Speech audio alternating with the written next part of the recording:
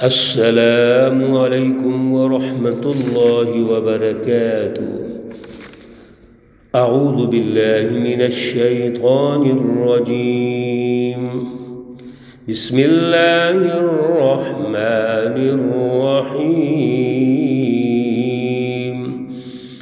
ایعدکم income اذا متم وکنتم ترابا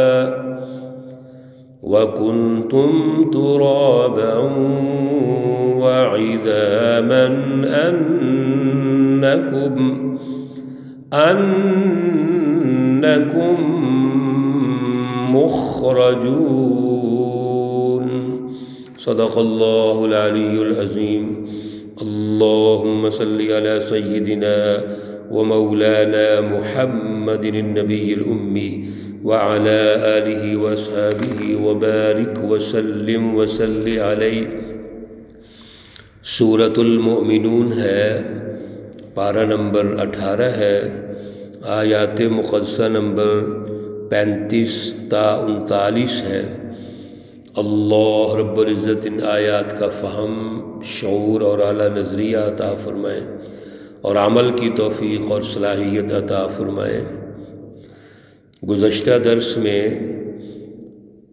حضرت صالح علیہ السلام کے حوالے سے جو سرداروں نے، وقت کے حکمرانوں نے جھٹلایا، انکار کیا، اور اللہ نے جیسے ان کو خوشحالی میں رکھا ہوا تھا لیکن آگے سے انہوں نے تکبر کیا، بجائے اللہ کا شکر ادا کرنے کے ناشکری کی، اور پھر جو اس وقت کے مطابق تضحیک، توہین اور نبی کی تذلیل کی، اور ان کا دعویٰ اللہ نے ہمیں رہنمائی ارشاد فرمائی تھی۔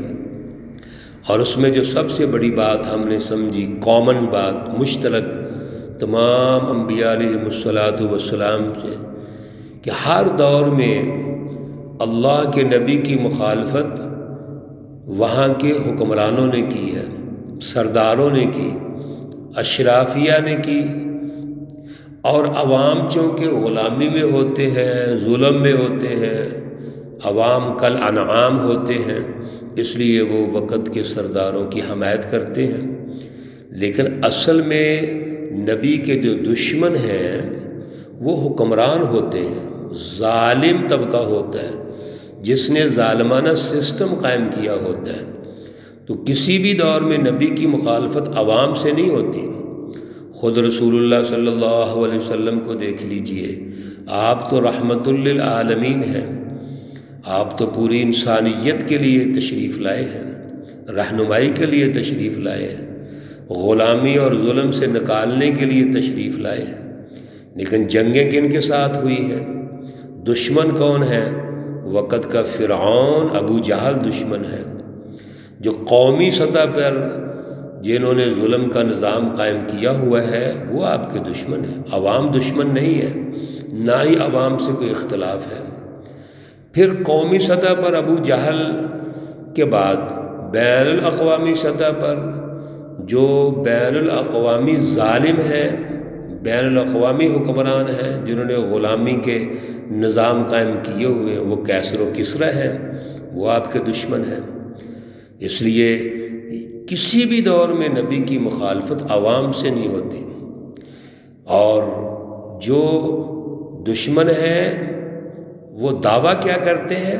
دعویٰ سب سے بڑا یہ کرتے ہیں کہ تم تو ہماری طرح کے انسان ہو، اسی طرح کھاتے ہو جیسے ہم کھاتے ہیں، اسی طرح پیتے ہو جیسے ہم پیتے ہیں، اسی طرح رہتے ہو جیسے ہم رہتے ہیں، تو ہم آپ کی کیوں پیروی کریں؟ ان کے ذہن کے مطابق یا تو کوئی فرشتہ نبی ہونا چاہیے، یا کوئی بڑا سردار جو سب سے زیادہ سرمایہ جس کے پاس ہے، اختیارات جس کے پاس ہیں، وسائل جس کے پاس ہے، اس کو یہ منصب ملنا چاہیے۔ ایک عام آدمی، غریب آدمی کو کیوں دیا جا رہا ہے؟ اگلی آیت مقدسہ نمبر 35 میں پھر وہ یہ دعویٰ کرتے ہیں، ایعدکم انکم اذا متم وکنتم ترابا، یہ جو اس کا دعویٰ ہے نبی کا کہ جب تم مر جاؤ گے تو تم مٹی ہو جاؤ گے، وعظام اور ہڈیاں ہو جائیں گی، انکم مخرجون اور پھر یہاں سے نکالے جاؤ گے۔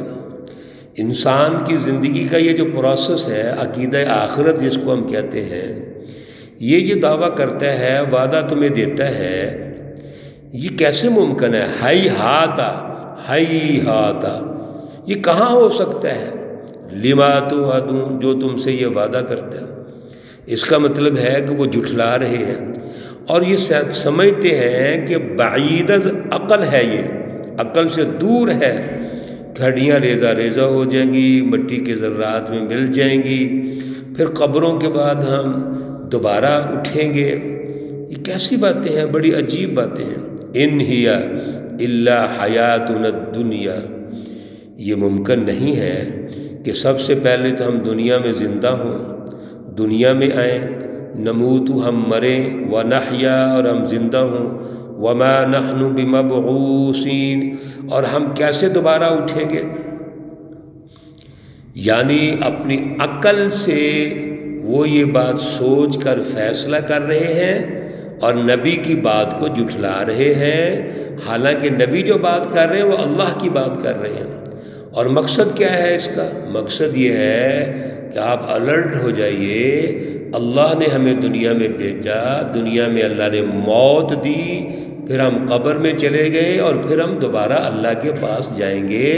اس لیے جواب طلبی ہونی ہے، جزا و سزا کا عمل ہوگا، یوم الدین ایک روز جزا قائم کیا جائے گا، اس کے بارے میں الرٹ ہو جائیے۔ ان ہوا الا رجل، کہنے لگے یہ جو بندہ ہے، نبی ہے، یہ کچھ بھی نہیں، افترا علی اللہ کذبا، یہ اللہ پہ جھوٹ باندھتا ہے۔ آپ توجہ کیجئے محترم سامعین و سامعات، نبی کے بارے میں ان کا یہ دعویٰ ہے کہ یہ اللہ پہ جھوٹ باندھ رہا ہے۔ ہر دور میں یہ ہوا، سچے نبی کو جو اللہ کی طرف سے ہے، اللہ کی رہنمائی پیش کرتا ہے، عوام اور حکمران کیا کہتے ہیں؟ یہ تو اللہ پہ جھوٹ باندھ رہا ہے، یعنی ایسا ممکن نہیں ہے کہ اللہ کرے گا، لہذا وما نحن لہو بمؤمنین، ہم اس پر ایمان نہیں لائیں گے۔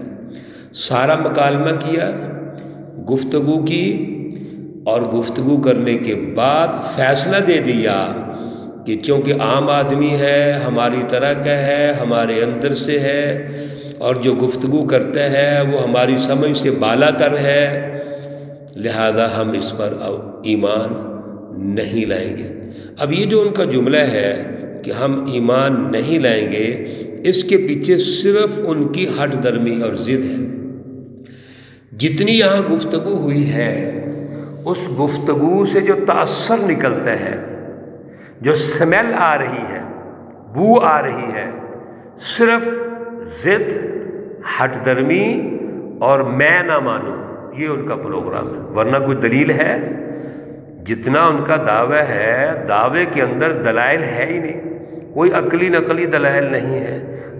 بھائی تم یہ تو سمجھو، اگر تم اللہ کو سمجھتے ہو، جیسے کہہ رہے ہو کہ اللہ پر یہ جھوٹ باندھتا ہے، تو پھر یہ تو سمجھو کہ یہ اللہ کی طرف سے نبی ہے، یہ کو اپنی بات نہیں کر رہا، کو اپنا لالچ اس کو نہیں، کو مفاد نہیں ہے، یہ تو اللہ کی بات کر رہا ہے۔ اب جب وہ یہ انکار کر دیتے ہیں، ایمان نہ لانے کے حوالے سے وہ ہٹ درمی اور ضد پر آ جاتے ہیں، تو اللہ فرماتے ہیں قال رب انصرنی بما کذبون۔ پھر وہ نبی کیا کہتے ہیں؟ وہ کہتے ہیں رب انصرنی، اے میرے رب میری مدد فرما، بما کذبون، کیونکہ انہوں نے مجھے جھٹلا دیا ہے۔ پیچھے ہم نے حضرت نوح علیہ السلام کی دعوت میں بھی یہ پڑھا تھا، اور یہ دعا بھی میں نے گزارش کی تھی، یاد رکھیے، کیوں؟ سچے لوگ، سچی جماعتیں ہمیشہ اللہ سے مدد طلب کرتے ہیں۔ جب جھوٹے ان کے مقابلے میں آ جائیں اور مقابلے میں بھی اس طرح آئیں کہ ان کی تضحیق اور تذلیل کرنے پر اتر جائیں، تو پھر اللہ سے مدد مانگو۔ تو فرمایا رب انصرنی، اے میرے پروردگار میری مدد فرما، کیوں مجھے انہوں نے جھٹلا دیا ہے، مجھے یہ جھوٹا کہتے ہیں، یہ تو مقابلے میں آ گئے، فریق بن گئے نا۔ جب مجھے جھوٹا کہہ دیا جو اللہ کا نبی ہے، رہبر ہے، وقت کا لیڈر ہے، اس کو جھوٹا کہہ دیا انہوں نے، تو رہنمائی کہاں سے لیں گے؟ اس لیے یا اللہ میری مدد فرما۔ انشاءاللہ العزیز اگلے درس میں ہم یہ سمجھیں گے اور سنیں گے کہ اللہ نے مدد فرمائی اور پھر کیا مدد فرمائی، کیا اللہ کا عذاب آیا، انشاءاللہ اس درس میں سنیں گے۔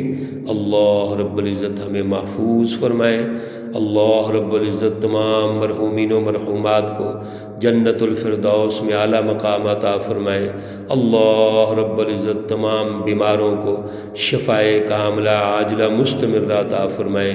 رمضان المبارک کا مہینہ ہے، ہر لمحہ بہت مبارک ہے، دن بھی مبارک، رات مبارک، ہر لمحے میں ہم جب دعا کرتے ہیں اللہ سنتے ہیں اور قبول کرتے ہیں، اس لیے دل سے دعائیں کیجئے، دل سے توبہ کیجئے۔